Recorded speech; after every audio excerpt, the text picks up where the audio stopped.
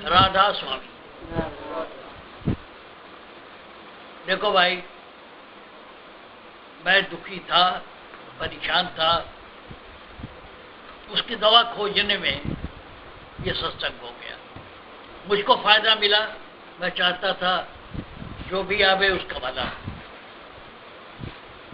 महात्मा बनने आया नहीं था, न गुरु बनने आया था, मैं तो दुखी था। बाबा फकीर का सहारा मिला, निहाल हो गया। पीछे मैंने बताया था आपको, बातों को मनन चिंतन किया करो। दुनिया भर की बेकार बातें तैरने की जरूरत नहीं है।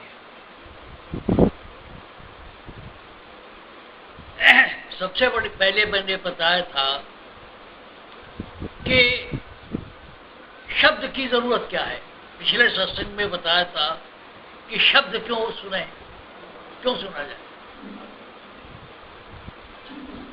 क्या जरूरत है शब्द सुनने की। अगर ध्यान स्थिर हो तो बात करो। जब सृष्टि की जैसे कली छिटकती है, फूल खिलता है, तो क्या होता है, कली छिटकती है, और जब कली छिटकती है तो आवाज होती है। इसलिए सृष्टि के शुरू होने से के वक्त पहले पहल शब्द हुआ, इसलिए शब्द सुनना जरूरी है। अगर आप निधाम पहुंचना चाहते हैं, सृष्टि के शुरुआत में चलना चाहते हैं, तो शब्द गहना पड़ेगा, शब्द पकड़ना पड़ेगा। इसीलिए शब्द योग की बात की जाती है।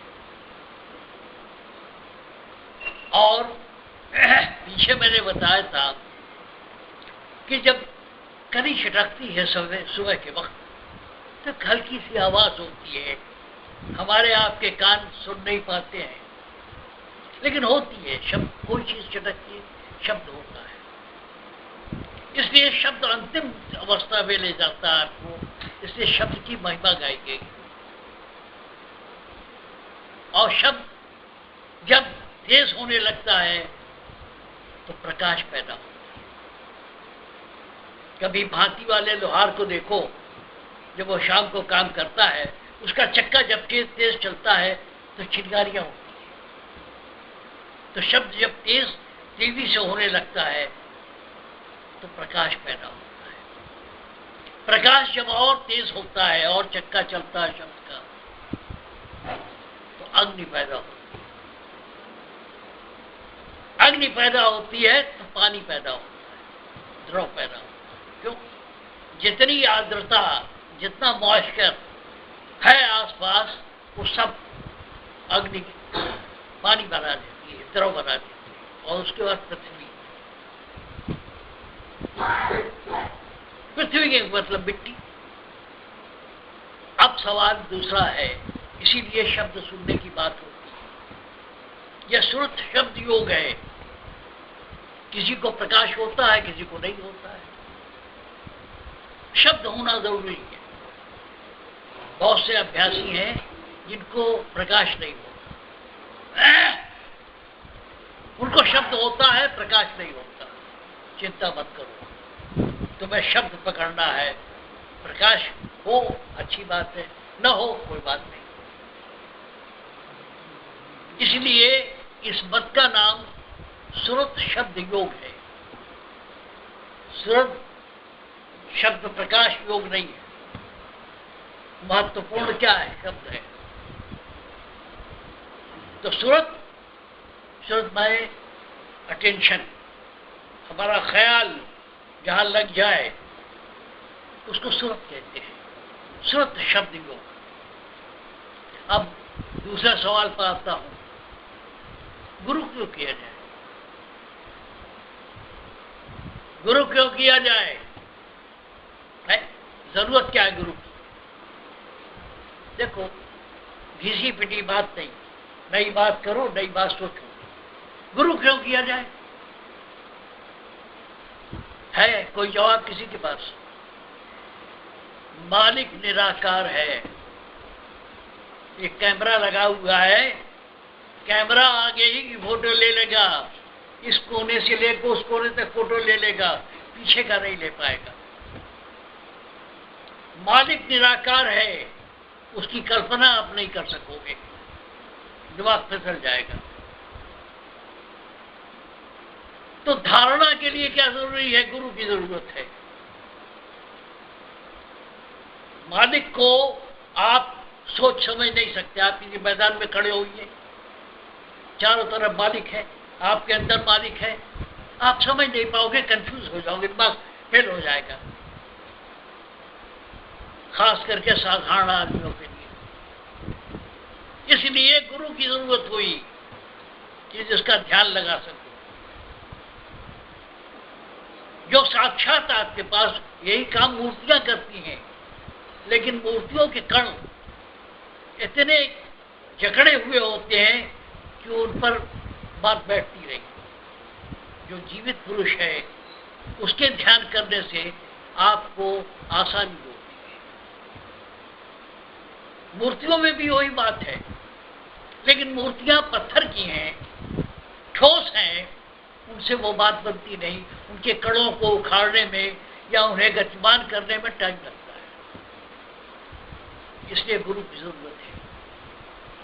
गुरु कौन हो? गुरु वो हो जो 24 घंटे में 18 घंटा जो उसी के साथ जुड़ा हुआ। सब गुरु नहीं। गुरु कैसा होना चाहिए? जो 18 घंटा जिसकी सूरत ऊपर ही रहे, जो भजन में रहे, भजन कर रहा हो न कर रहा हो, उसकी सूरत वही लगी, वो गुरु हो। जिसका कण कण उसमें लीन हो, जागृत में लीन हो, स्वप्न में लीन हो, सुषुप्ति में लीन हो, ऐसा गुरु हो। इसीलिए कहा गया है ऐसा गुरु मिलना मुश्किल है। गुरु ढूंढो रे भाई। तो मैंने पहले बताया कि शब्द को क्यों पकड़े। दूसरा हमने बताया गुरु क्यों जरूरत है। हमारा ध्यान पक्का नहीं हो सकता। जैसे बच्चों को पढ़ाया जाता है, क बनाया जाता है, ख बनाया जाता है, ए बनाया जाता है, बी बनाया जाता है, ये क्या है? एक चिन्ह है, एक सिंबल है। उसी तरह गुरु भी एक सिंबल है, लेकिन उस सिंबल में उस सिंबल में फर्क क्या है? वो अपने अभ्यास से, तपस्या से उसका रोम रोम जागृत रहता है, ये फायदा है। वो चिन्ह नहीं है, चुनाव चिन्ह नहीं है। चुनाव चिन्ह में निर्जीव है, उसके अंदर कोई तत्व नहीं, उसके अंदर कोई हरकत नहीं है। और गुरु अपने अभ्यास से, अपने चिंतन से, अपने मनन से उसका रोम रोम जागृत होता है। ऐसा गुरु चाहिए। गुरु ढूंढो रे भाई, दुर्लभ रतन यही। गुरु कौन? जिसका रोम रोम मालिक में लीन हो, नहीं कुछ। अब उसमें ग्रेड होती है, कोई 100 में 100 होता है, कोई 80% होता है, कोई 70% होता है, कोई 60% होता है। तो गुरु वो चाहिए जो अधिक से अधिक समय मालिक में लीन रहे। दूसरी बात क्या है? गुरु जो है निस्वार्थ होना चाहिए। अगर उसका स्वार्थ है तो वो बात करेगा जिससे चढ़ावा आ गया है। निस्वार्थ होगा, उसको मतलब है तुम सुनो सुनो अपने घर जाओ है? अगर उसका स्वार्थ है तो वो बात करेगा कि कौन क्या लाया है, कौन क्या है, हमारी रोजी रोटी उसी पर चलती है। गुरु निस्वार्थ होना चाहिए। सिर्फ यही कि जिसको शौक हो आ जाओ। जैसे एक अमलची है, दूसरा अमलची मिल जाता है, दोनों में एक संबंध पैदा हो जाता है। एक शराबी दूसरे शराबी को पहचान लेता है। उस तरह गुरु और शिष्य का संबंध है कि तुम तलाश कर रहे हो, मेरे पास है, जाओ ले जाओ, कुछ लेना देना नहीं है। जैसे एक किस्म का शौक होता है, दूसरा शौकीन इकट्ठा हो जाता है। ताश खेलने का शौक है, चलो भाई तुम भी ताश खेलते हो, भी ताश खेलते हैं, एक अमल है। तो सर गुरु और शिष्य में संबंध क्या होना चाहिए? एक एक एक तलाश कर रहा है, एक को कुछ मालूम है, तो फिर हम उसको चिंतन कैसे करें मालिक? जितने ही गुरु लीन है मालिक में, उतने ही अधिक फायदा होता है। नहीं फायदा हो सकता सिर्फ बन बैठने से ही बात बनती। बन बैठे, गुरु बन गए, आचार्य बन गए, उससे कुछ नहीं होता। झटके खाते रहो। बात कुछ और है, इसको कहते हैं love at the first sight. कभी कभी जब गुरु मिलता है तो अपने आप ही एक संबंध पैदा हो जाता है। भाई मेरा अनुभव है, एक तरह का एक अजीब किस्म की एक आनंद आता है। मनोदयाल जी से जब मैं मिला तो पहली ही मुलाकात में बहुत सी बात, कुछ ऐसा हुआ, कुछ मिल गया, कुछ खो गया। बहुत बड़े वैज्ञानिक थे, डी.एस. कोठारी, या वाइस चांसलर भी थे। इतने बड़े विद्वान थे कि इंदिरा गांधी ने जाके चप्पल पहन के गए उनके घर, उनसे कहा कि जवाहरलाल नेहरू यूनिवर्सिटी के वाइस चांसलर हो जाएंगे। इतना बड़ा वैज्ञानिक डी.एस. कोठारी। मानवदयाल जी एक बार जयपुर गए, मैं भी साथ गया। डी.एस. कोठारी ने कहा कैसे मालूम हुआ कि कैसे मालूम होगा कि गुरु मिल गया? और वो वैज्ञानिक थे। मैंने कहा साहब एक तरह का रेजोनेंस होता है। रेजोनेंस कहते हैं प्रतिध्वनि को। जैसे कहीं दोनों एक तरह से हिलने लगते हैं, एक लय हो जाए, एक तरह का रेजोनेंस होता है। खैर कोठारी समझ गए, वैज्ञानिक थे ही, मैं तो थोड़ा बहुत जानता था। तो गुरु मिलने में एक तरह की अजीब ठंडक होती है, एक अजीब प्रेम होता है जिसका वर्णन नहीं हो सकता। तो मैंने आपको बताया कि शब्द को क्यों पकड़े, इसलिए सृष्टि जब शुरू हुई थी, आज घर जाना है तो शब्द पकड़ो। क्योंकि जब कली चटकी सृष्टि की तो शब्द होता था, और शब्द जब गहरा हुआ तो प्रकाश पैदा हुआ, प्रकाश पैदा गहरा हुआ और ज्यादा हुआ, अग्नि पैदा हुई, पृथ्वी हो गई, तुम आ गए। अब दूसरी बात, एक तो शब्द क्यों चाहिए, फिर गुरु क्यों चाहिए? उसकी तासीर होती है, उसको देखते ही मन में ख्याल हो जाता है। अब ये भजन गा रही, हम बैठ के हंसी मजाक कर रहे थे। जब भजन होता है तो अपने आप सूरत कहीं और चली जाती है। कभी वहां मेज पर बैठे हम लोग दुनिया भर की अनशन बात कर रहे थे, भजन हुआ, सूरत निर्मल हुई। ये सत्संग। अगर ये चाहते हो, जैसे कहते हैं ना कि कुछ चीजों को देख के अपने आप वो भाव आ जाता है। कबीर साहब ने लिखा है कि जैसे औरत को देख के काम उत्पन्न होता है, औरत को देखते ही लोगों के मन में ख्याल दूसरा हो जाता है। मैं नॉर्मल आदमी की बात कर रहा हूं। उसी तरह संत पुरुष को देखने से मन कुछ अपने आप निर्मल हो जाता है, उसको नहाने धोने की जरूरत ही नहीं पड़ती। अब अगर मालिक को समझना है तो गुरु को समझना पड़ेगा, उसी पर ध्यान लगाना पड़ेगा। पहले स्टेट पर कखा गौरानी पड़ेगी, इसलिए गुरु की जरूरत है। कुछ दिनों जब चित्त बैठ गया, एकाग्र हो गया, फिर गुरु की भी जरूरत नहीं होती, तुम खुद गुरु हो जाते हो। कहां तक, जिसको मैं कहूं तो भंवर गुफा के आगे जहाँ सतलोक शुरू होता है, सतलोक तक गुरु की जरूरत है। आगे अलग आगम अनामी में कोई जरूरत नहीं है, लेकिन एक श्रद्धा रहती है, एक एहसान रहता है गुरु का। लेकिन अगर अभ्यास के हिसाब से पूछो तो सतलोक के आगे गुरु की जरूरत नहीं होती, तुम खुद ही गुरु हो जाते हो। अभी इसने कहा कि ऐसा क्यों हो जाता, कुछ कहा इसने, लोभ हाँ लोभ क्यों होता है। देखो इसको कहते हैं अभ्यास।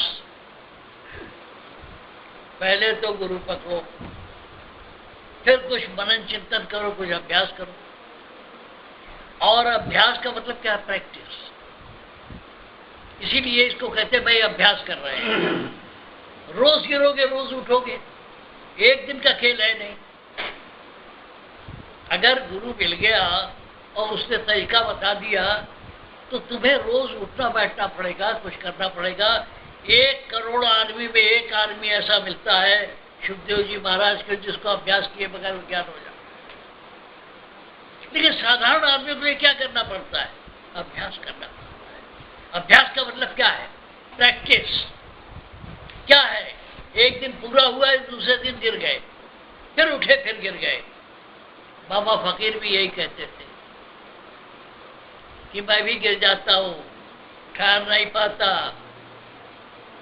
उन्होंने कहा जैसे किसी गोल चीज पर सरसों के बीज रखो तो फिसल जाते। कहा करते थे कि मैं वहां पहुंच तो जाता हूं, लेकिन 2-4 मिनट से ज्यादा ठहर नहीं पाता। कहने का मतलब क्या है कि बजाय इसके पूरा ग्रंथ पढ़ो, गुरु पकड़ लो, अगर सच्चा है तो अभ्यास करो। और रोज गिरोगी उठोगी। ये मत समझो कि एक दिन में तुम बाजी मार ले जाओगे। ये ओलंपिक में खेलने वाले जो है प्रैक्टिस कितना करते हैं। तुम्हारे हरियाणा में लड़के सुबह दौड़ रहे हैं, क्यों? उनको 400 मीटर, 500 मीटर, 1000 मीटर दौड़ लगानी है, तो प्रैक्टिस करते हैं। एक दिन जिस दिन मुकाबला होता है उस दिन कोई पास कोई फेल। इसके लिए अभ्यास करना पड़ता है। ऐसा नहीं है कुछ कि एक दिन में मिल जाए। हाँ, करोड़ों में एक आदमी ऐसा होता है जिसको पहुंचते ही ज्ञान हो जाता है या अनुभव हो जाता है। लेकिन बाकी लोग जो हैं उनको अभ्यास करना पड़ता है, अनुभव होता है। और जगह वर्णन किया जाता है, यह हो गया, वो हो गया, वो हो गया। यहाँ हम तुमको दिखा देता क्या, उस मालिक को दिखा देते हैं। जब तुम अभ्यास करते हो तुम भ्रम टूटता है, प्रकाश होता है, शब्द होता है, तीर हो जाते हैं, फिर कुछ होते ही नहीं। फिर वहां कुछ होते ही नहीं, वहां पहुंच जाते हो। तो औरों की तरह हम ये नहीं कहते कि ये हो गया, वो हो गया।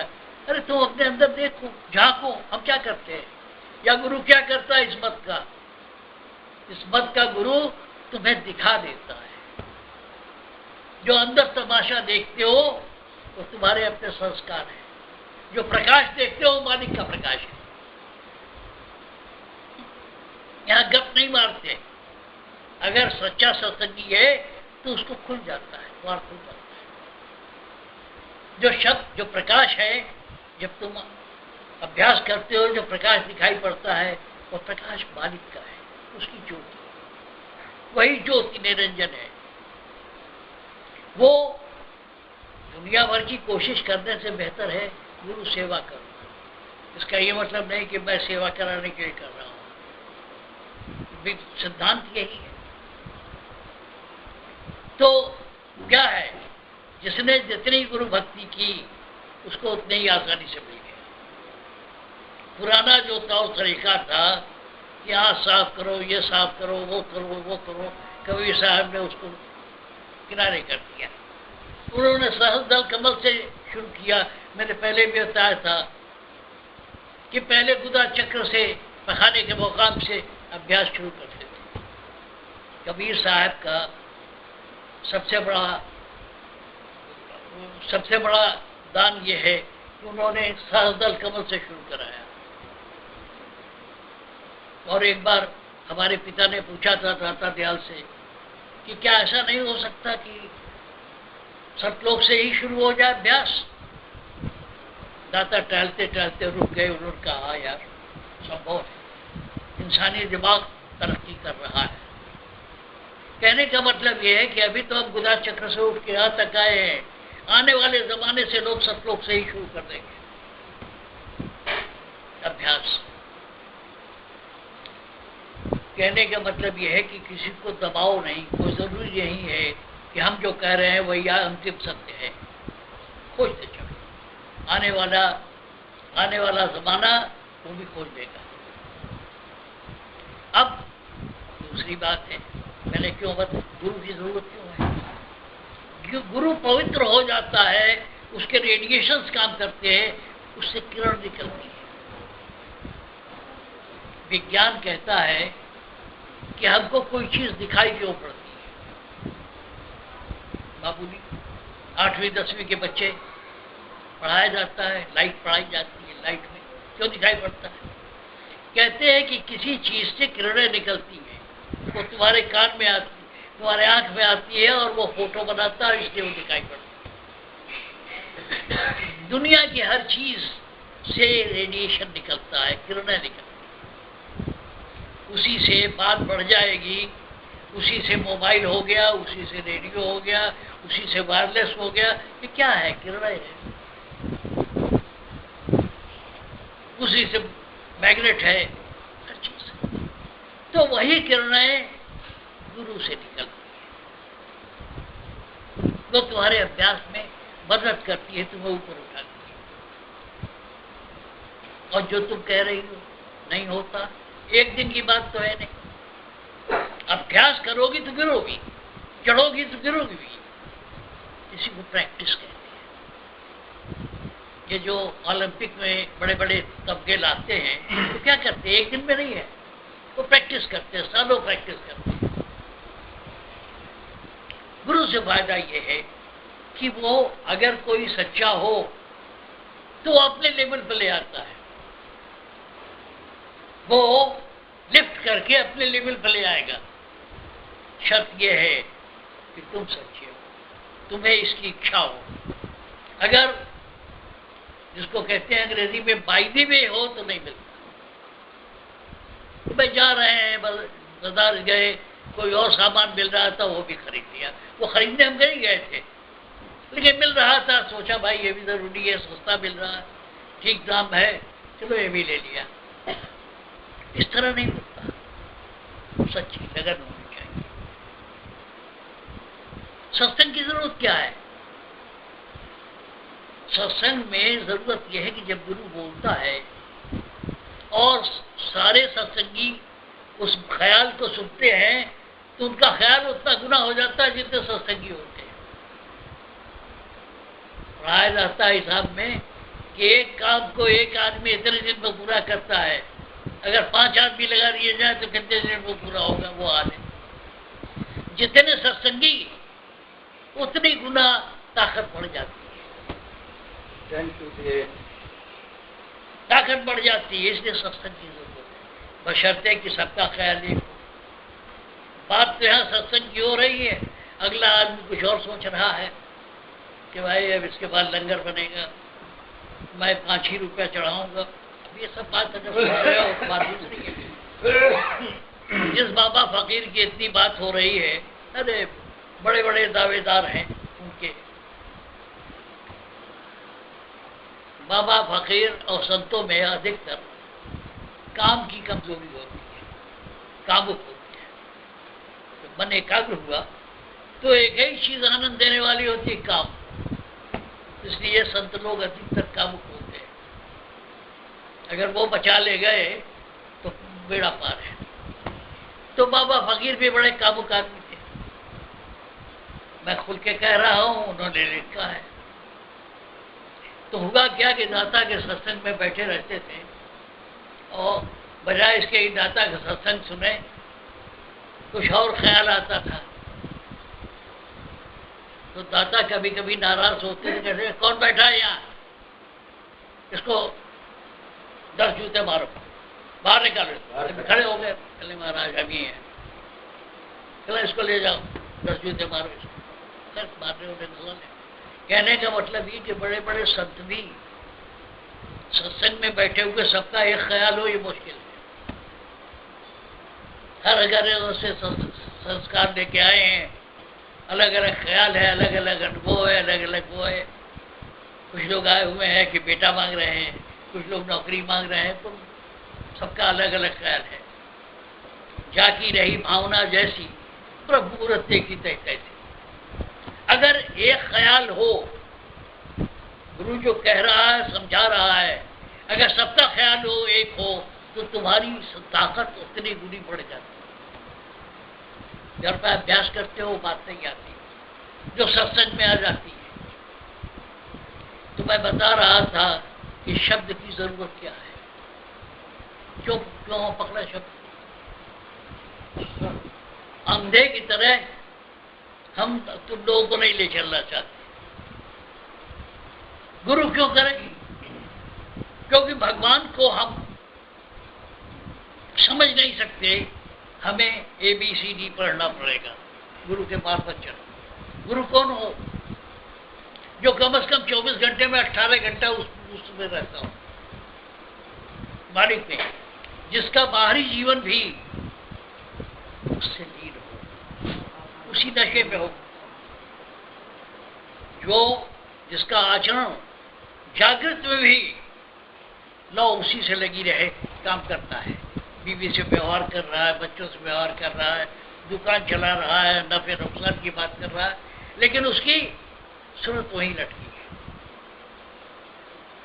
100% नहीं तो 40% लेकर के बैठा हुआ दुकान में। तो मैंने आपसे बताया कि गुरु की आवश्यकता क्या है। गुरु के अंदर से किरणें निकलती है, रेडिएशन निकलता है, उस रेडिएशन को पकड़ना पड़ता है। विज्ञान भी कहता है कि हर चीज में से किरण निकलती है, हमको दिखाई इसलिए पड़ती है कि उसमें से किरणें आके हमारी आंख में जाती हैं और आंख में जाके फोटो बनाती हैं। और जो 24 घंटे में से मैं 18 घंटा कहता हूँ, जो जागृत थे उसी ख्याल में। अच्छा एक बात बता दूं, प्राइवेट शनिवार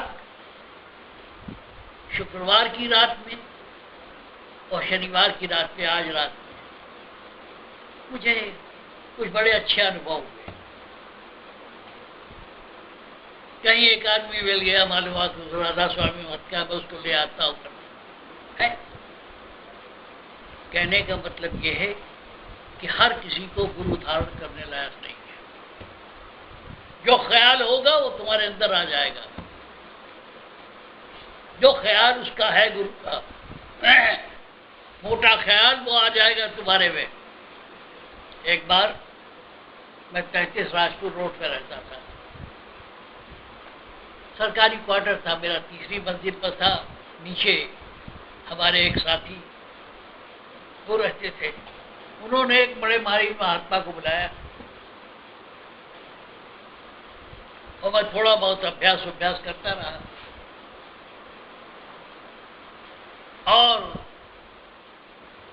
उनका भी एक ख्याल बड़ा अच्छा था और बड़े नामी आदमी है, तो उत्तराखंड में आश्रम बना के रहते आए हुए थे। मैं गया, कभी कोई गड़बड़ नहीं होती, लेकिन 4 बजे सुबह दिमाग खराब हो गया। ये संपर्क का सवाल है, सब पर नहीं होता। तुम साधना कर रहे हो, तुम्हारे पर जल्दी असर होगा। जो साधना नहीं कर रहे हैं उनके ऊपर उसका असर नहीं होता। जो जितने ही साफ है उसके ऊपर उतने ही जल्दी असर होगा। साधकों के साथ ये बड़ी दिक्कत है। ये सांसारिक आदमी मिल जाए तो उनके भाव का एक्सरे आ जाता है। मेरी पत्नी कभी कभी नहीं समझ पाती कि किसी आदमी के बारे में मैं गलत क्यों कहता हूँ, तो उसका भाव मालूम होता है। ये असर साधक पर होता है, साधारण आदमी को नहीं होता। अच्छा बुरे रेडिएशन का फर्क जो साधना करते हैं उन पर जल्दी बड़ी तेजी हो जाता है, क्योंकि उनका अंतर साफ होता है, उनका स्क्रीन जो है, उनका पर्दा साफ होता है, इसलिए उनके ऊपर जल्दी असर होता है। महाराज इसके काट भी बता दो, एंटीस्पोर्ट उसको कैसे दूर किया जाए? वही ले लेकर के हर मर्ज की एक दवा हर रहे, हर मर्ज की एक दवा हर गुरु। अच्छा, दूसरी बात ये है, कहते हैं, अब कई बातें कहनी थी, दिल बहुत भरा हुआ रहता है, खास करके जब हमारे साथी लोग बोलते हैं, बहुत से विचार आते हैं, सोचता हूँ आज इस पर कहूँगा उस पर कहूँगा। क्या ये लोग जब बोलते हैं तो बहुत सारे विचार आते हैं, लेकिन कहाँ तक सब कहूँ आपसे। तो एक तो गुरु क्यों चाहिए, दूसरी बात ये है, देखो दाता दयाल ने लिखा है, कहते हैं जब मंथन हुआ, जब वो उसका समुद्र मंथन हुआ तो उसमें से बहुत सी चीजें निकली, लक्ष्मी निकली, ये निकली, वो निकली। दो चीजें खास निकली, ऐरावत निकला, ये निकला, वो निकला। एक तो निकला अमृत और एक निकला विष। अब सारी कथा मालूम है, कहने की बात दूसरी थी, अब उसको अब कह गए लोग, ऋषि लोग, क्योंकि उस जमाने के लोग उसी तरह समझ सकते थे। तो कहते हैं कि राक्षस, जो तामसिक प्रवृत्ति के लोग हैं, वो विष से पैदा हुए, और देवता जो पैदा हुए वो अमृत से पैदा हुए, और आदमी जो पैदा हुआ वो विष और अमृत का जो मिलौनी थी उससे पैदा हुआ। इसीलिए हम कभी दुखी और कभी सुखी रहते हैं। विष अमृत, आदमी जो बना, कहते हैं कि अमृत से देवता गण बने, उन्हें कभी बूढ़े होते हैं, उनका बाल पकता है, दांत टूटता है। और राक्षस है, राक्षस वहां जिनके अंदर तामसिक वृत्ति बहुत है, तो उनका मन ही था नहीं। कभी कभी महर्षि जी ने फोटो बना के दिखाया, गोला बना के दिखाया है, ये सात्विक है, तामसिक है। तो जो तामसिक वृत्तियां एक जगह इकट्ठा हो गई वो राक्षस कहलाए। तो जितनी दुनिया की तामसिक चीजें हैं वो उनमें है। देवता हुआ है जो उनको पवित्र है, हम आदमी हैं, दोनों मिला के बने हैं, इसीलिए कभी दुखी हैं कभी सुखी हैं। हम तुम सुखी और दुखी इसीलिए है। अब बहुत सी बातें हैं, क्या क्या कहा जाए। अब उपाय क्या है? अब देखो दूसरी बात आई, हम सुमिरन क्यों करें? सवाल ये है, मैंने बताया कि आपको शब्द का अभ्यास क्यों करें, आज बता रहा हूं सुमिरन क्यों करें। मन चंचल है, मन चंचल है, कंट्रोल में नहीं आता, इसलिए सबसे आसान तरीका सुमिरन करो। सुमिरन जो है मन को ठहराने के लिए, मन अगर ठहर जाए तो फौरन मालिक का साक्षात्कार हो सकता है, लेकिन मन ठहरता नहीं, इसलिए सुमिरन की जरूरत है। सुमिरन कौन? जो गुरु नाम दे, सुमिरन करे। मन की चंचलता दूर करने के लिए सुमिरन कहा गया। सुमिरन की आवश्यकता क्या है? मन चंचल है, ठहरता नहीं है कि गए, इसीलिए सुमिरन करना जरूरी है। और ध्यान गुरु का, इन दोनों से मन ठहर जाता है। देखो क्या कहूं, कोई सुनने वाला हो तो कहा भी जाए। क्या किया लोगों ने? दाता ने क्या किया? राधा स्वामी मत पे क्या हुआ? इन्होंने 10 इंद्रियों को निग्रह करने की बात हो रही थी कि 10 इंद्रियों को कंट्रोल करो। पुराना सिस्टम जो था वो ये था कि 10 इंद्रियों को कंट्रोल करो।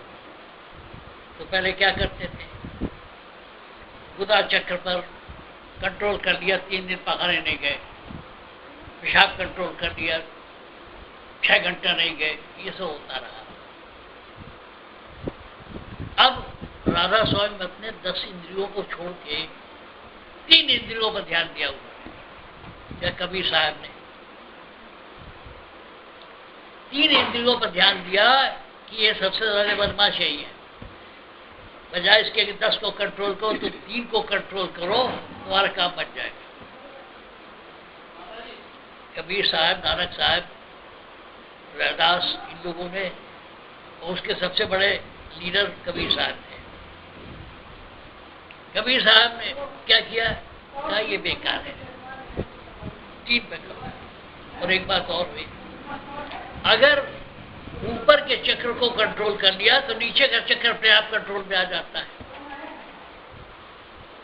अगर कमांडर इन चीफ को काबू कर लिया तो फौज तो अपने आप लड़ेगी। तो इसलिए 3 को किया गया। ये जो फंसाने वाली चीजें हैं वो 3 है। एक तो कान, अभी कहीं आवाज हुआ तो हम भी चौंक गए, भाई क्या बात है, कौन आया है, दरवाजा गेट खटखटाया किसी ने। तो एक तो फंसाने वाली चीज कान है। दूसरी चीज क्या है, कान अगर नहीं सुनाई पड़ा तो आंख है। जितना लोभ पैदा होता है वो आंख से होता है। फलाने का गहना, फलाने का कपड़ा, फलाने का वो, फलाने का की शक्ल सूरत आंखें फंसाती है। तो क्या किया राधा स्वामी मत ने या कबीर मत ने, आंख बंद कर ले। दूसरे कान बंद कर ले। और नहीं कुछ तो जबान जो है बड़ी कुत्ती चीज है। नहीं कुछ हुआ, झगड़ा कहाँ होता है, कुछ कह गई, तुम तो एक बात कह के निकल गई और मालूम हुआ सब झगड़े हो रहे हैं, पूरे गांव में झगड़ा हो रहा है। तो संतों ने क्या कहा कि कुछ देर कान बंद कर, कुछ देर जुबान बंद कर, कुछ देर आंख बंद कर। अब बंद तो कर दिया, लेकिन इन चीजों की आदत खराब थी। कान को सुनने की चाहिए, जबान को बोलना चाहिए और आंख को देखना चाहिए। अब इनको काम दे दिया, जबान को काम दे दिया सुमरन कर। गुरु ने जो नाम दिया वही बार बार रट। कान को कहा शब्द सुन, आंख को कहा गुरु मूर्ति देख। तभी बाबा नानक कहते हैं, 3 बंद लगाए के सुना रट को, नानक सुंद समाज में नहीं साज नहीं वो। ये 3 बंद क्यों लगाए जाते हैं, मैंने बता दिया आपको कि अगर 3 को कंट्रोल करो तो 10 अपने आप कंट्रोल में आ जाएगी। लेकिन इनको कंट्रोल करने के लिए मारना पीटना नहीं जरूरी है, इनको अल्टरनेटिव देना है, इनका विकल्प देना है। कान को विकल्प दिया कि जो शब्द हो रहा है तेरे कान के पास सुन। आंख को कहा गुरु मूर्ति ध्यान कर, जो प्रकाश हो रहा है बढ़ता चल। जबान को कहा कि तू सुमिरन कर। इसी को 3 बंद कहते हैं। यहाँ श्रद्धा विश्वास तो चाहिए, लेकिन है क्या, यहाँ केवल भ्रम और भ्रांति नहीं है, इसके पीछे कोई तर्क है, कोई सिद्धांत है, कोई बात है।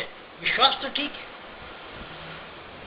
विश्वास भी ठीक है, लेकिन विश्वास कब पैदा होगा, 2 कदम आप चलो, 2 कदम मत चले।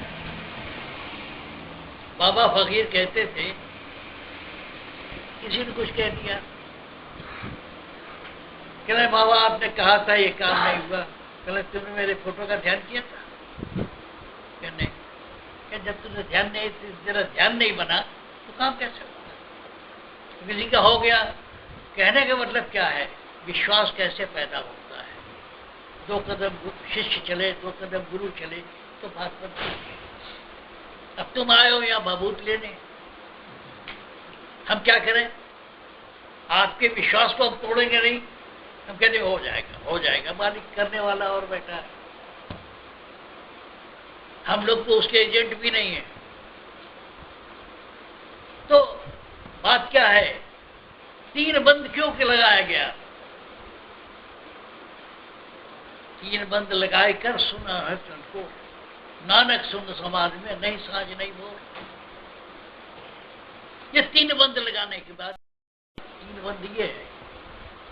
पहले एक दिन मैंने सत्संग में कहा था कि 3 ताप से जीव दुखी है, निबल अवल अज्ञानी, तेरा काम दया का भाई, ज्ञान नाम दान दे ज्ञानी।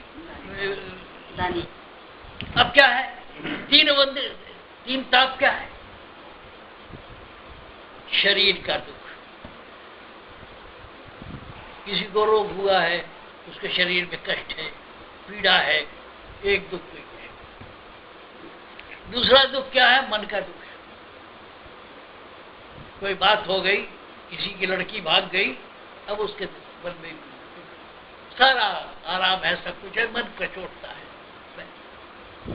और तीसरी आत्मा की, लेकिन आत्मा में कोई दुख होता नहीं, लेकिन नीचे वाली आत्मा जब तक वो जीव से मिली हुई है वहां भी कष्ट होता है। तो 3 ताप से जीव दुखी है, निबल अबल अज्ञानी। और तुम्हें 3 बंद बता दिया। गुरु क्यों करें इसके भी बता दिया। अब क्या चाहते हो है?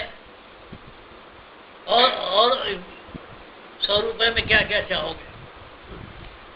कहने का अच्छा अब सवाल ये है, अगर कोई बैठे तो बड़ी सी बात है, मानव दयाल, परम दयाल, फकीर वो दयाल, दाता दयाल, ये दयाल क्या है भाई? क्यों दयाल लगा देते हो भाई? दयाल क्यों लगा देते हो? भाई देखो, हम साइंस भी पढ़े हैं, ये भी पढ़े हैं, इसलिए हर बात को निरख परख के कहते हैं। मैंने कई बार कहा है, लेकिन आप लोगों ने ध्यान दिया हो न दिया हो। जहां औरतें टीका लगाती है, जो त्रिकुटी का स्थान है, उसके नीचे काल है, ऊपर दयाल है। जब तुम सतलोक के ऊपर चलते हो, अगम अलख के पास पहुंचते हो, तो दयाल का देश है। वहां कोई नियम कानून दुनिया वाला नहीं चलता। ये सब लोग दयाल इसलिए हैं कि ये सतलोक के ऊपर है, दयाल देश के रहने वाले हैं, इसलिए दयाल लगता है। मानव दयाल, दाता दयाल, फलाने दयाल, दयाल इसलिए है। काल यहां तक है, इसी को बाबा नानक के शिष्यों ने अकाल कहा।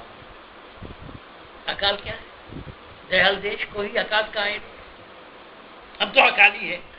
कौन अकाली हो? तो अकाली तो वो हो जो वहां पहुंचे, जो सतलोक के ऊपर पहुंचे, वो अकाली है। जहां काल का आभास हो कि गर्मी है, सर्दी है, दोपहर है, सुबह है, पता ही नहीं चले, वो अकाली है। अकाली वो है जिसको काल का ज्ञान न हो। गर्मी है, सर्दी है, सुबह है, शाम है, पता नहीं चले। जो यहाँ से ठेल के ऊपर पहुंच जाता है वो अकाली है। अब तो अकाली दूसरे हो गए, कौन कहे?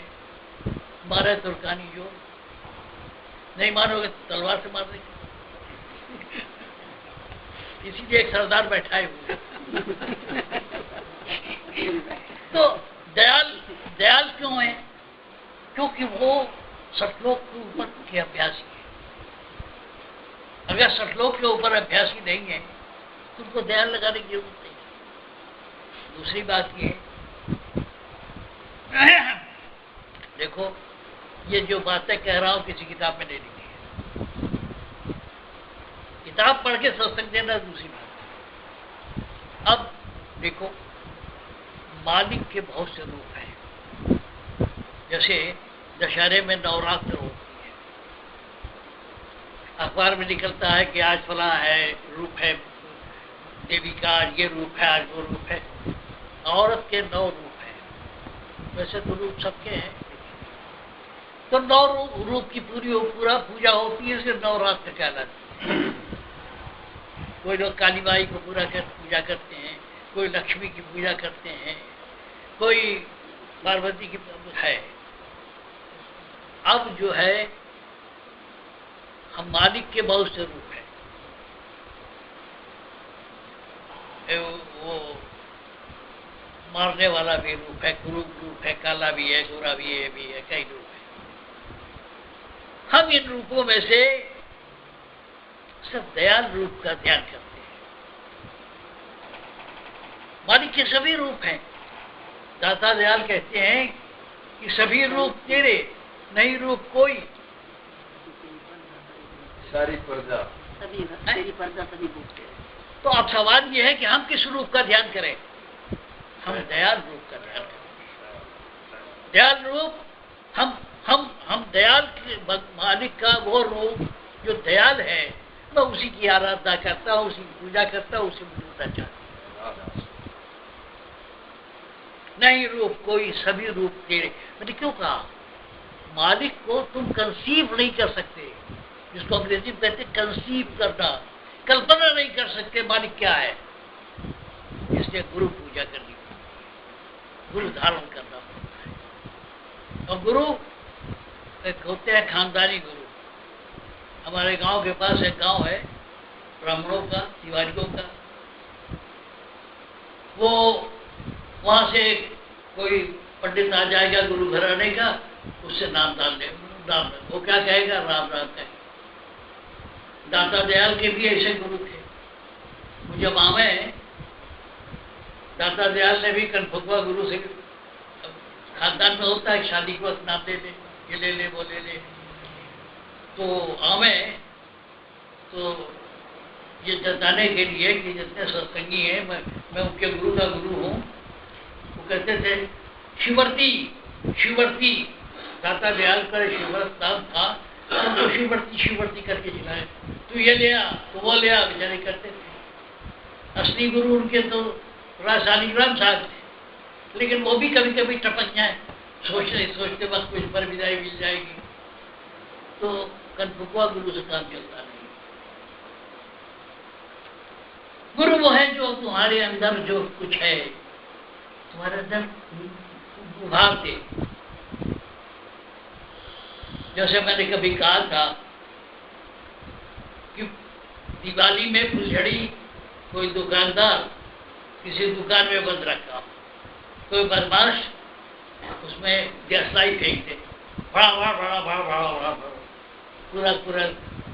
वो गुरु मिलने पे यही होता है, अंदर खुल जाता है। तो दयाल, और ये एक दिन की बात नहीं है, अभ्यास करना पड़ेगा। कबीर साहब ने कहा कि शीश उतारे भूमि धरे, तब पहुंचेगा अंदर। खाला का घर ना है। खाला कहते मौसी को, मौसी घर जब जी आई चले गए। परम दयाल जी से किसी ने कहा, उनके अफसर ने कहा, तुम्हें थोड़ा सत्संगी है, बड़ा मालिक के बारे में जानता है, ये है, सुना है, बहुत जानता है, कुछ हमको भी बता। उनका पहले कुर्सी से नीचे उठो, शिष्य बनना है तो पैर लाओ, नीचे यहाँ बैठे हुए हैं मचान तान के, हमारे क्या कमी है? 2 आँख 2 मुँह हमारे पास भी है। खाला का करना है। ऐसे लोग सिर्फ चारों तरफ शहद भरी है बोतल में और मधुमक्खी चारों तरफ टहल रही है, वो आदमी है। गुरु मिलना इतना आसान है, गुरु मिलना इतना आसान है।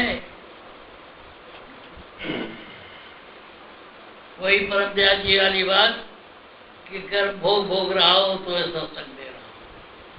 तुम इस लायक नहीं हो कि तुम्हें सत्संग दूं, तुम मेरा सत्संग समझ नहीं सकते हो, लेकिन फिर भी दे रहा हूं। अब सवाल ये है कि तुम अपने को तो जानो, तुम कौन,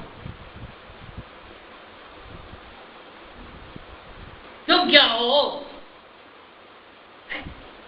दुनिया की बात जानते हो, अखबार रोज चाट जाते हो, तो मालूम तुम कौन, कहाँ हो? तुम जागृत स्वप्न सुषुप्ति में तो ही हो, तो तुम कौन हो? देखो, शायद सबकी बात समझ में ना आए। जाड़े के दिन में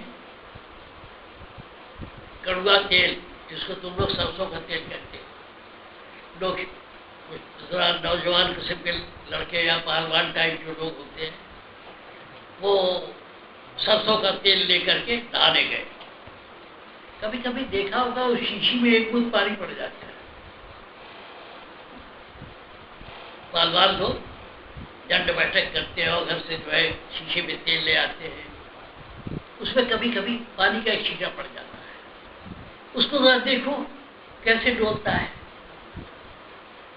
उसको उलट पलट के देखो, वो बूंद हमेशा डालती रहती है। वो हाल तुम्हारी अपनी आत्मा का है।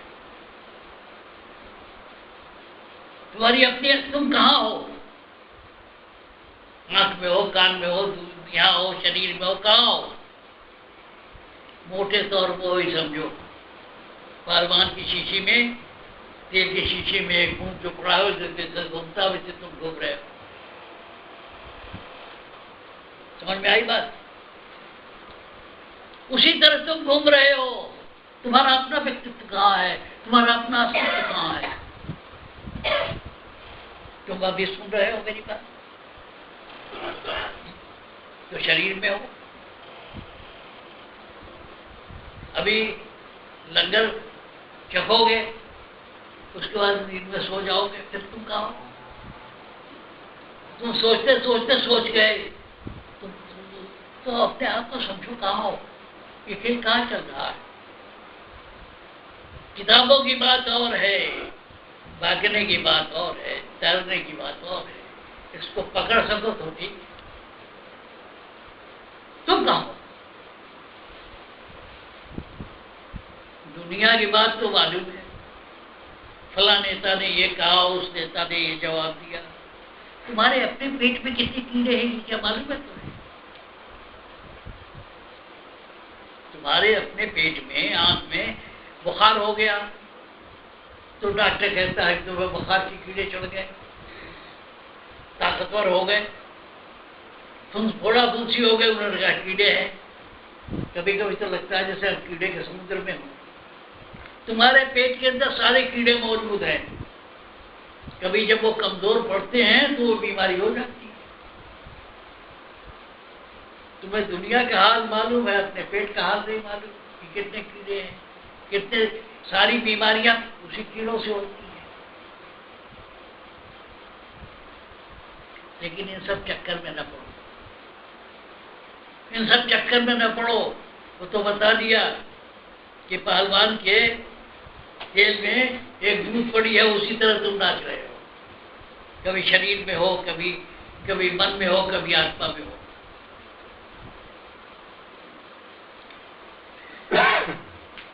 टाइम हो गया क्या? 15 मिनट नहीं, चैप्टर कितना बजा? 10 मिनट लगे। 10 मिनट सत्संग। अब हमारी समझ में आता है कि बाबा फकीर कहते थे कि घड़ी देख के कितना हो गया, 1 घंटा हो गया, बंद कर दो सत्संग। वो जब कई बार उन्होंने खास करके दिल्ली में कहते 1 घंटा हो गया, बंद कर दो सत्संग। तो खैर, जैसे तुमने सवाल किया, हम चाहते हैं कि तुम सवाल करो, तब उन बातों पर जवाब दिया जाए, सोचा जाए, समझा जाए। सिर्फ कह दिया और मान लिया नहीं। जो अभ्यासी है, जो चिंतन करता है, जो मनन करता है, उसके अंदर सवाल उठते हैं। उन सवालों का जवाब तो होना चाहिए, जिज्ञासा शांत होनी चाहिए। अब कोई जरूरी नहीं कि दुनिया का सारा ज्ञान मेरे ही पास हो। तुम सवाल करोगी, या तो हमारे मनन चिंतन से कोई जवाब निकल आएगा, नहीं तो मुझे सोचने पर मजबूर करेगा कैसा क्यों। इस मत में सबसे अच्छी बात यह है कि तर्क भी है, ये बात क्यों है, वैसे क्यों है, वैसे क्यों है, ये भी है। एक बहुत ज्यादा खुसट वकीलों की तरह तर्क भी करना नहीं चाहिए, थोड़ा विश्वास चाहिए, थोड़ा विश्वास, थोड़ा तर्क। हम तुम्हें उस रास्ते नहीं ले जाना चाहते जहाँ केवल भ्रम है, जिसका कोई सबूत नहीं, जिसका कोई सबूत तो हो। इसीलिए कहते हैं तुम्हारे भजन में है ये शब्द मिले, अनुमान मिले, अनुमान के साथ प्रमाण मिले, तो तुम अपने आप को समझो। तो ये कैसे होगा? अभ्यास करने से। अभ्यास करने में तुम गिरोगे, एक दिन में कोई भीम नहीं बनता। चढ़ोगे, गिरोगे, चढ़ोगे, गिरोगे। कहते हैं, मैंने एक दिन सत्संग में कहा था, मार्ग चलते जो गिरे ताको नाही दोष। रास्ते में चल रहे हो, गिरो पड़ोगे। बच्चा जब चलना सीखता है तो लड़खड़ा के गिरता है। कोई बच्चा पहले तो उठ के खड़ा होना शुरू करता है, एक सेकंड किया वो गिर गया, दम से गिर गया। फिर उसके बाद वो चलने लगता है, डगमगा के चलता है तो गिरता है, चोट भी लगती है, और आखिर में एक दिन ओलंपिक में दौड़ लगाता है कोई बच्चा। इसलिए अभ्यास करते वक्त कोई वो नहीं है कि तुम्हारी सूरत एक तरह चले। हाँ, तुम दोनों के अभ्यास के बाद से सूरत नीचे उतरती ही नहीं। महिला करना चाहो तो नहीं उतरती। और आसान तरीका ये है, कोई भजन पकड़ लो, जिससे मैंने तुम्हें दिया ना, तुम दयाल है, दया की जरूरत है, तुम यही करो, नहीं सुमरन बनता यही करो, तुम्हारे सारी दुनियादारी की कठिनाइयां दूर हो जाएंगी। लेकिन सच्चे मन से करते ही नहीं। उसको हमने इसलिए दिया कि उसमें दो जगह है, सहज हो जग की कठिनाई। दुनिया में रहते हैं लोग, तंग करते हैं, वो आसान हो जाए। दूसरा, टेढ़े जतन तो कर दे सीधा। अब हमने कर्जा खाया है, मांगने बैठा हुआ है, क्या करूं मैं, कौन सी बात कहूं। उसमें कहते हैं युग की निरानी बतला दे। हम कहते भाई वो लड़के को बुखार आ गया था या पहुंच नहीं पाया, वो है, वो अपने आप प्रेरणा मिलती है, करके देते हो कि देखो जब मुझे इससे लाभ हुआ तो मैंने सत्संगियों को दे दिया, वरना चरण शरण की वंदना क्या बुरी बात। इसलिए दिया कि हमारे साधारण सत्संगी दुनिया से परेशान है, दुनिया के दुखों से परेशान है, उनको ये दवा दे। अब हमने वो भजन करना बंद कर दिया, तुम पकड़ लो उसे। 3 महीने अगर कोई सच्चे दिल से सुबह शाम करे तो हम समझते हैं कि उसकी जिंदगी ऐसे ही होगी जैसे मक्खन सरकती जाएगी, स्मूथ हो जाएगी। मेरा अनुभव है, आप करो तो ठीक है। दूसरे एक जैसा भजन है कि दया दृष्टि कीजिए, मुझे तार लीजिए, लगा अपने चरणों में भाव पार कीजिए, करते रहो, वैसे ही जिंदगी हो जाएगी। जैसा भजन पकड़ोगे वो तासीर हो जाएगी। अभ्यास की भी जरूरत है, प्रार्थना किया करो, प्रार्थना में बड़ी ताकत है। जो कर पाओ न कर पाओ, जो कमजोरी हो, अपने इष्ट के सामने रात में सोते वक्त प्रार्थना किया करो, महाराज हमको इससे बचाइए, ये हो जाएगा। 2-3 महीना मांगते रहोगे, मिल जाएगा। और सबसे आसान है, तू दयाल है, दया की जरूरत है, यही भजन करो, कुछ न करो, गुरु का ध्यान करके, अपने इष्ट का ध्यान करके यही करो, देखो तुम्हारी जिंदगी में क्या खुशहाली आती है। आसान तरीका है। अरे भाई कभी कभी आ जाए करो, कुछ ले आया करो, प्रसाद बैठ जाए करे, अपने घर बैठो, ये भी जरूरी नहीं कि रोज आओ। तो आसान से आसान तरीके बता रहा हूँ, एक बार संतों का जमावड़ा हुआ होशियारपुर में। जमीन आसमान की बात कर रहे थे संत लोग, नाम नहीं लूंगा। मैंने कहा महाराज कोई ऐसा बताइए जो साधारण आदमी जिसको अख्तियार कर ले, इससे उसका कल्याण हो। स्वर्ग नर्क तो बाद में होगा, यही कुछ आनंद मिलने लगे। बड़े परेशान है लोग, सब लोग इधर उधर की बात, सब लोग और उसकी बात करने लगे। आज जरूरत किस बात की है कि मामूली आदमी खुश रहा, और इस नतीजे पर पहुंचा हूं कि तुम खुश रहो, दुनिया खुश होगी, तुम्हारे चारों तरफ खुशी रहेगी। रोते रहोगे तो रोते हुए लोग मिलेंगे। वो कहावत है कि जो रोते हुए जाते हैं मरे की खबर लाते हैं। इसलिए जहां मौका मिला खुश रहा। दाता ने जो दिया है वो सब्र किया। दुनिया में एक से एक बढ़ के हैं, किस किस से मुकाबला करोगी, किस किस का वो करोगी। दाता ने जो तुम्हें दिया उसमें सब्र करो। हमारे अग्रवाल साहब, वो उनका है मंत्र है कि सब्र भी सबूरियत, सब्र, धीरज धार दया को पाले। तो क्या है, कबीर साहब ने 2 ही लाइन में कही बात जो हम लोग घंटों नहीं कर पाते हैं। धीरज धार धर्म को पाले, जग से रहे उदास। अपना सा जीव सबका जाने, ताहि मिले अविनाशी। जो तुम्हारी ड्यूटी है, लड़का नालायक है, तो ऐसा सुनता ही। तुम बाप की हैसियत से जो अपना उचित कर्तव्य समझते हो करते रहो। धीर धर्म को पाले।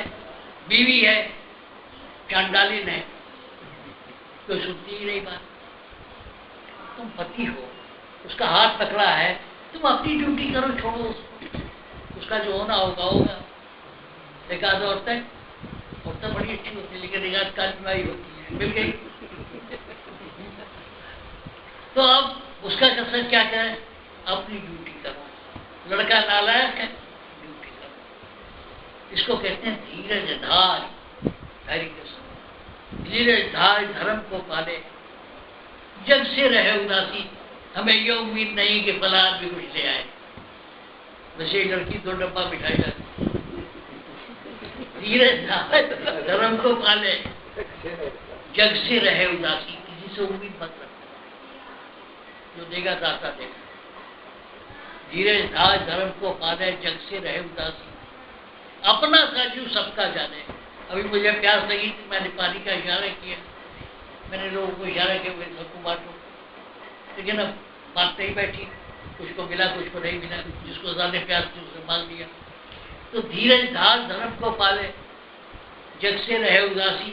अपना साजू सबका जाने, ताहि मिले अविनाशी। और छाड़े गर्भ गुमाना, सत्य नाम ताहि को मिली है, कहे कबीर सुजाना। हाँ, सहकु शब्द वाद को त्यागे, छाड़े गर्भ गुमाना। यहाँ जो होगा कि हो सकता है हमारे अंदर भी हो कि हमसे बड़ा महात्मा कोई नहीं है।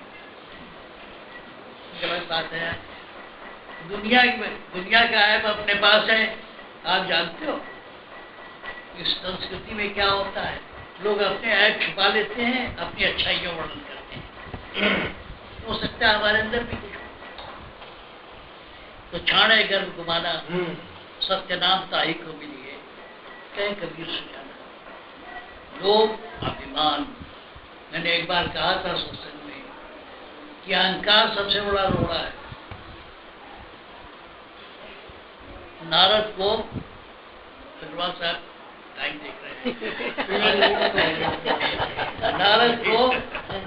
नारद जब जाते थे विष्णु के दरबार में, तो उनके जाने के बाद उतनी मिट्टी खोद के फेंक दी जाती थी, पता नहीं चलता था। एक दिन नारद ने मुड़ के देखा कि हमारे जाने के बाद मिट्टी खोद के फेंक दी जाती है। तो नारद ने प्रश्न किया कि ऐसा क्यों? कहने गुरु धारण नहीं किया है, तुम गुरुमुख नहीं हो, बिगड़े हो, इसलिए तुम्हारी जहाँ बैठते हो अपवित्र हो जाती, इसलिए खोद के फेंक दिया जाता है। तो नारद ने कहा तो मैं क्या करूँ? कहने गुरु धारण करो। कहने मैं तो बहुत विज्ञानी, सुबह से शाम तक नारायण नारायण करता हूँ, मैं किसको गुरु धारण करूँ? तो हुआ कि काशी में सुबह सुबह अलग सुबह जो आदमी मिले उसको गुरु धारण कर दिया। अब नारद गए, काशी में उतरे, वहां एक जमादार झाड़ू लगा रहा था। नारद ने कहा भी इसको गुरु बनाए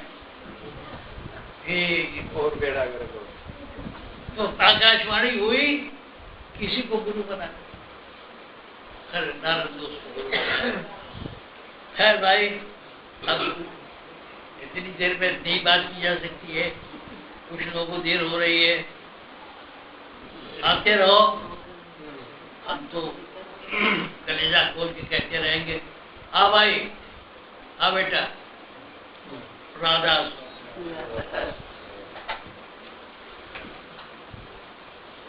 अरे बस महाराज, पिछले दिन मैसेज मिला था महाराज जी, एक मैसेज आया था।